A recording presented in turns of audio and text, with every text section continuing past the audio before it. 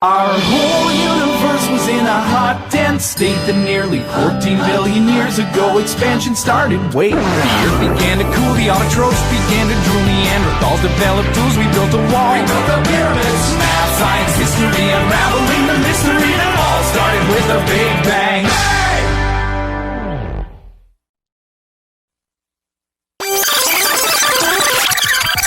Resumir miles de años de historia en 23 segundos es una tarea indudablemente difícil. Entonces, ¿por qué no intentarlo en 10 minutos? Aunque claro está que ni con esto es suficiente para una explicación detallada, por lo que se adjuntará un documento con información complementaria. Viajaremos a la antigua Grecia a conocer sobre los primeros indicios de la psicología. Los primeros psicólogos fueron predominantemente atenienses que estuvieron influenciados por el filósofo griego Pitágoras. Y estos empezaron a preguntarse y filosofar sobre cuestiones como el alma o los procesos mentales con referente a la percepción. Comenzaremos con los filósofos presocráticos, entre los que destacan Empédocles, con su hipótesis de la percepción sensible y teoría de la emanación, donde decía que lo mismo percibe lo mismo.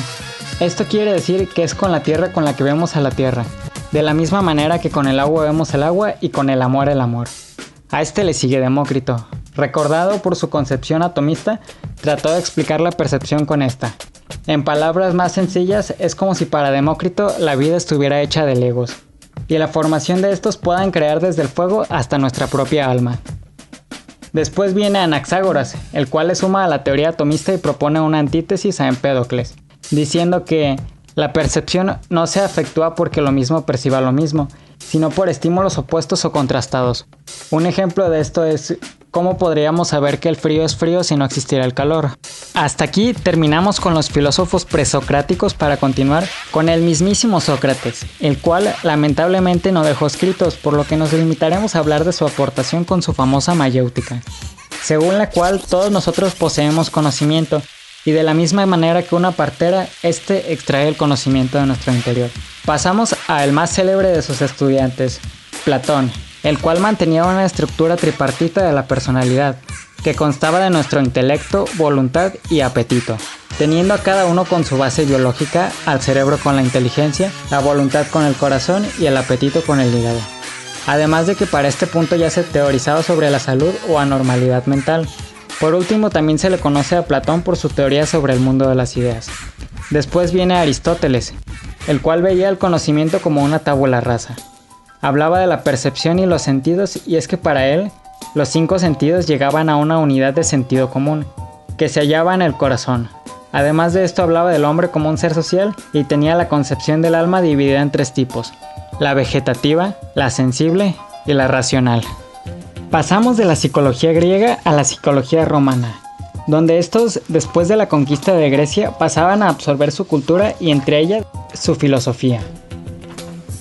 Roma dando espacio a las escuelas helenistas en las que se encuentran los cínicos, epicureos, estoicos, escépticos y el neoplatonismo. Los estoicos tienen como fundador a Zenón de Quitión. Estos afirman que la única fuente de conocimiento son los sentidos, y hablan sobre la abstinencia absoluta de placeres y pasiones. De los estoicos pasamos a los epicureos, los cuales entendían la filosofía como una medicina del alma. La filosofía no se estudiaba para adquirir cultura, sino para ser feliz. De aquí nos trasladamos al pirronismo o escepticismo, los cuales decían, ya que no podemos saber nada con certeza acerca de las cosas del mundo, lo apropiado es mantener una absoluta indiferencia ante las cosas. Luego siguen los cínicos, los cuales rechazaban las convenciones mundanas y decían que la felicidad no constituía en cosas fortuitas o mundanas, como lo son el poder o la salud, y de esta manera cualquiera puede ser feliz. Concluimos con el neoplatonismo, donde Plotino básicamente convirtió en una religión la filosofía platónica, la cual años más tarde tendría gran influencia sobre el pensamiento cristiano. De aquí pasamos a una etapa oscura, donde el desarrollo parece ponerse en pausa. Pasamos a la Edad Media, donde destacan 2 exponentes, como lo son San Agustín de Hipona y Santo Tomás de Aquino. San Agustín estuvo influenciado por Plotino y Platón, sintetizando de este modo platonismo y cristianismo. San Agustín habla sobre este dualismo entre cuerpo y alma y considera el cuerpo un aspecto pecaminoso, material e inferior del individuo. Casi 800 años después llega Santo Tomás de Aquino, el cual es conocido por cristianizar a Aristóteles y hablar del individuo como una unidad psicofísica, donde el alma es una sustancia incorpórea que se une con el cuerpo siendo una unión de forma y materia. La Edad Media ha pasado. Con el descubrimiento de América y la caída de Constantinopla, surge el Renacimiento, donde el pensamiento fue centrándose cada vez más en el ser humano y cada vez menos en Dios, dando así paso a una nueva concepción del alma. En esta época destaca la lucha entre racionalismo contra empirismo. Descartes de Francia, Spinoza de Holanda y Leibniz de Alemania forman lo que se conoce como el racionalismo continental, y en la otra esquina tenemos a los empiristas, cuyo mayor expositor es John Locke. Para este punto se empieza a colindar el Renacimiento con el siglo de las luces, llamada así con el propósito de disipar las tinieblas de la humanidad con las luces de la razón. De aquí surge Hume y Berkeley, con conclusiones como que la opinión humana era susceptible al error, generando una crisis escéptica. Para Berkeley no hay sustancia imposible de percibirse, y los objetos son exactamente como se perciben, siendo así que daría paso a su célebre frase: para que una cosa exista, debe ser percibida. Para Hume, la razón por sí misma tenía poca capacidad para producir conocimiento útil acerca del mundo. Además de hablar de los tres principios de conexión de ideas, los cuales son semejanza, contigüidad y causalidad. Pasamos al siglo XIX, donde la revolución tanto industrial como francesa han terminado, y la psicología experimental ha surgido gracias a Wilhelm Wundt y a la apertura del primer laboratorio de psicología en Leipzig, Alemania. Para Wundt, la psicología debía regirse bajo los mismos métodos que las ciencias naturales. Para esto usaría la introspección y observación, para dar así pie a lo que se conocería como estructuralismo. Wundt tuvo como estudiante a Edward Titchener, el cual se le atribuye el mérito de haber introducido la psicología científica en Estados Unidos, además de convertirse en el líder del movimiento estructuralista, y fue en aquel país donde más tarde se desarrollaría el funcionalismo y conductismo como oposición al estructuralismo. También cabe destacar los aportes de Karl Marx, que pretende y cree que la filosofía debe cambiar el mundo. Si bien Marx no parece tener gran relación con la psicología, se hablaba de temas como la colectividad, que años más tarde tendrían gran relevancia en el mundo y la psicología, además de hablar de la profilaxis y prevención de eventos y procesos de carácter psicológico y patológico.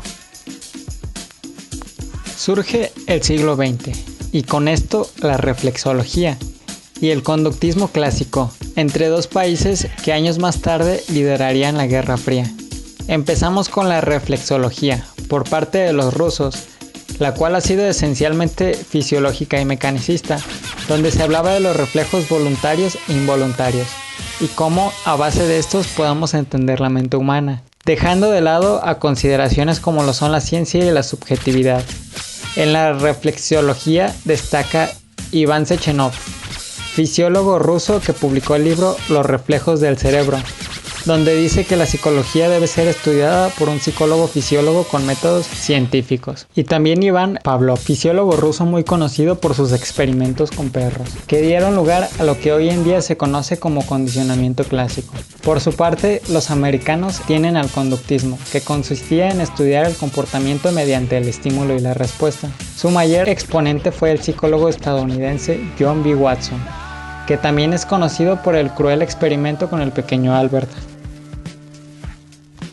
En este siglo, también surge el positivismo lógico y el operacionalismo en la psicología, en los que destacan Edward Tolman, el cual explica la conducta con variable dependiente como lo es el organismo, variables independientes de naturaleza psicológica como el temperamento y variables intervinientes. A esta etapa se le suman psicólogos como lo son Clark Hulk, que tenía como objetivo hacer de la conducta una ciencia exacta, y Skinner, que es uno de los autores más importantes en el condicionamiento operante con su famosa caja de Skinner. Concluimos con la psicología soviética, la cual tiene una visión del hombre, la historia y la política bajo los principios del pensamiento marxista. Esta tuvo varios periodos que van desde el marxismo mecanicista o dialéctico hasta la consolidación de la psicología. Esta prosigue con cuestiones ya estudiadas en Rusia como lo son la reflexología. Entre los principales exponentes de esta psicología se encuentra Lev Vygotsky, Sergei Rubinstein y Alexander Luria.